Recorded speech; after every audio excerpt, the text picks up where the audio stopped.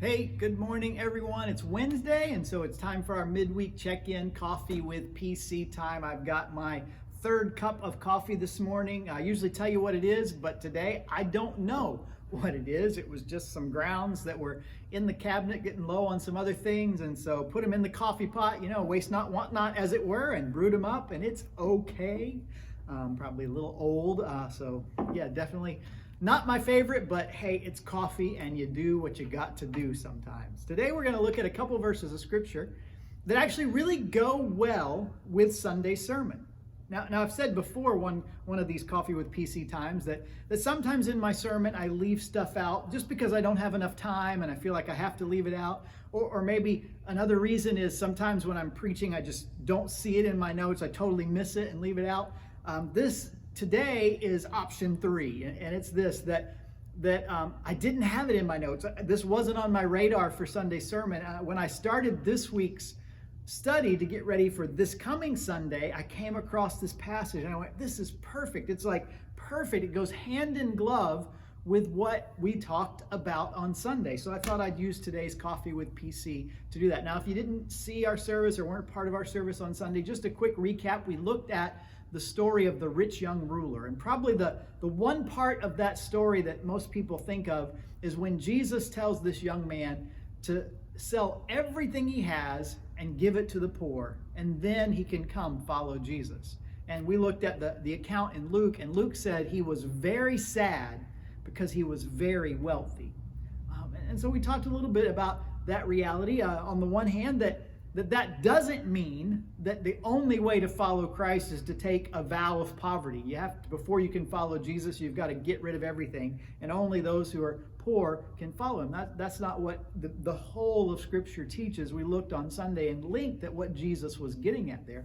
But that's not to say that the Bible doesn't have things to say to us about how we view money or wealth or riches. And that's what brings us today to 1 Timothy chapter 6. We're going to just look at 3 verses, verses 17, 18, and 19. Here's what it says, Paul writing to his son in the faith, Timothy. Command those who are rich in this present world not to be arrogant, nor to put their hope in wealth, which is so uncertain, but to put their hope in God, who richly provides us with everything for our enjoyment. Command them to do good, to be rich in good deeds, and to be generous and willing to share. In this way, they will lay up treasure for themselves as a firm foundation of the coming age, so that they may take hold of the life that is truly life.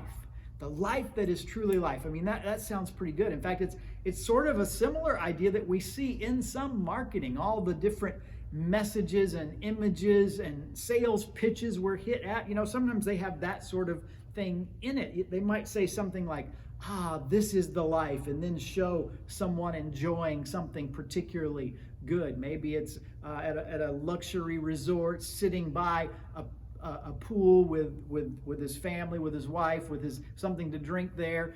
Maybe it's somebody saying, this is the life, as they're in the mountains at this beautiful resort, maybe soaking in the hot tub with the snow all around. Usually the images are that sort of thing, enjoying some of the trappings of having the means to do those things. Otherwise we might say that person's living the good life.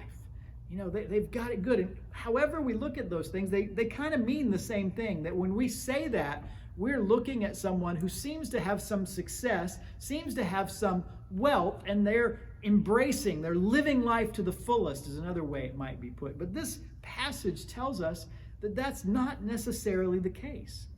I think about some of the quotes. One that comes to mind is, I think it was John Rockefeller Sr., when somebody asked him, as wealthy as he was, how much money is enough? And his answer was, just a little bit more. And that's the trap that we can fall into with finances. Notice what this verse says. Paul writes, he says, command those who are rich in this present world. Now, we talked a little bit on Sunday about the reality that we in America are among the richest on the face of the earth. In fact, I think it's if you make 50,000 or more, 45, 50,000 or more, you're in the top 1% to 2% of the wealthiest people on the face of the earth. That's pretty much most of us in the U.S. I mean, a large part of us in the U.S. fall in that that category as wealthy. So this would apply to us. Those who are rich in this present world. Notice it says those are command them not to be arrogant. See, what can happen is that when we have things, we begin to trust in them.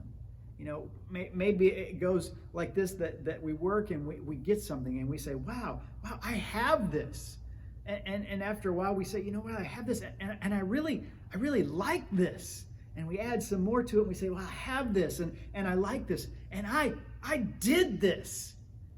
And then there's this bridge too far, we might say, where we go from I have these things, I like these things, I did the things that allowed me to have these things, to begin to think I deserve these things. That something about me and my ability, my smarts, my acumen, my business skills, my hard work has allowed me to deserve all the trappings of success. And when that happens, that arrogance can also display itself in how we look down at those who don't have the things that we have, who don't have as much as we have, and begin to think, oh, well, I guess they just didn't work as hard as me, or they don't have the smarts I do, or whatever it is. And that arrogance is dangerous.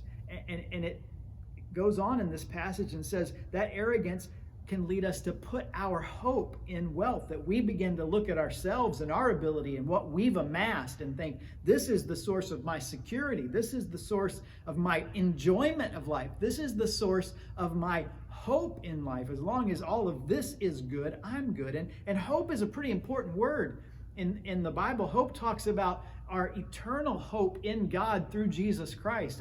In fact, we're told, always be ready to give an answer for the hope that is within us. And I don't think that passage had in mind the hope that's in me is directly tied to the dollars in my bank account. That's not what it is in mind. That the hope that we ultimately have is in God. And it says, be careful, command those who are rich, which is most of us, not to be arrogant, nor to put our hope in wealth. And he goes on and he says, which is so uncertain. You know, we've seen that lately. We've seen it this year in the stock market. We've seen it when the pandemic first kind of came in and the lockdowns and the different things happened back in March and April, and the stock market kind of took a nosedive. I know that it's rebounded and doing well. A lot of people take pleasure in that, but we have to just look at the history of the stock market. It always seems to have moments where it goes down. In my lifetime, I could think, 2008, the housing bubble and all that went with that, or even before that. We just came off the anniversary of September 11th. Think about what happened on September 11th with the stock market. All of that, when it's good, but it's not guaranteed. It is very uncertain. And anything of this present world is uncertain. I think just a few years ago, when Hurricane Irma was kind of headed our way, and many people like my family and probably most of you decided to evacuate. It was this monster, powerful storm and was wherever it hit. And for a while it seemed to be zeroed in on the Upper Keys, although we know it went a little bit south of us. And many of us had to evacuate, decided to evacuate. And there's that process of evacuating, that you're beginning to put your stuff in the car. And I heard from some of you that said, it was kind of this weird feeling as I put stuff in the car and thought, when I come back, none of this might be here. It might all be gone. This might, my house or whatever I leave behind. And you realize in that moment it is uncertain. And there were people, most of us in the Upper Keys didn't receive the brunt of it, but just down the highway a little bit, there were people that was what happened. They came back and they had nothing. We see Hurricane Michael, that happened, and now we've got Sally kind of percolating and the flooding, and just a few weeks ago we had the hurricane that went up. These things, nothing we have is certain and secure. It's not the place where we put our hope. So what's the alternative? What does Paul say? He said, instead, command them to do good, to be rich. He wants us to be rich, but to be rich in good deeds, to be generous and willing to share. And in this way, we lay up for ourselves treasure as a firm foundation of the coming age, taking hold of that life that is truly life. How can we be rich? We can be rich in good deeds instead of being rich in the things of this world, which are temporary and can at any moment we could lose them. We can be rich in good deeds that includes the things that we have, being generous. and willing to share. Earlier this year, and it seems like forever ago with everything that's happened, in January we had our Financial Peace University class. Denise and I took it with several couples. First time we've been through it, first time any of us have been through it. And it was really helpful as far as trying to get your financial matters in order. I know some of you have taken it and benefited from it as well. But the thing that struck us in this context, I'm remembering one of the lessons is about generosity. And Dave Ramsey and several of the people that have gone through financial peace and gotten kind of this peace about their finances, as the title says, were sharing stories of how they've been able to be generous. And that room, after we watched that video, we were all moved by it.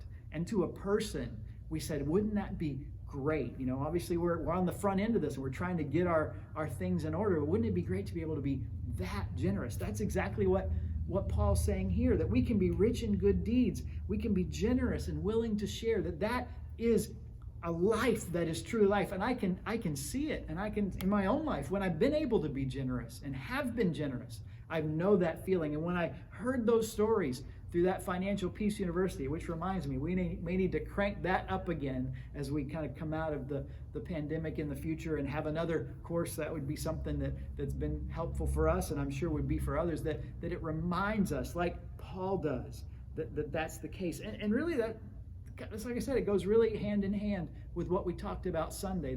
The issue of this rich young ruler wasn't he had to give away everything, but it's that what he had became a source of security, became a source of hope.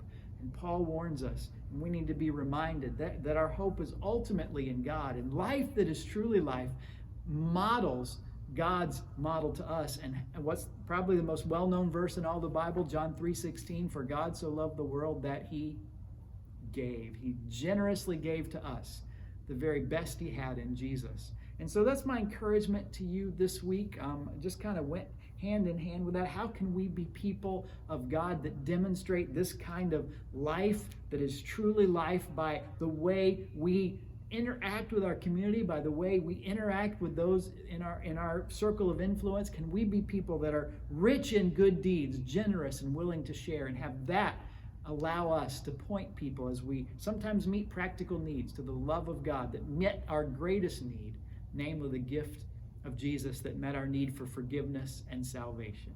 All right, well, those are my thoughts this Wednesday. As always, we'll put the link to register for Sunday's service in this video. We'd love to have you join us. You can do that in person, and that's why we have the registration, or of course we'll be online as well, streaming it on Sunday. So until then, I'll let you go. I hope you have a great rest of your week and look forward to connecting with you on Sunday.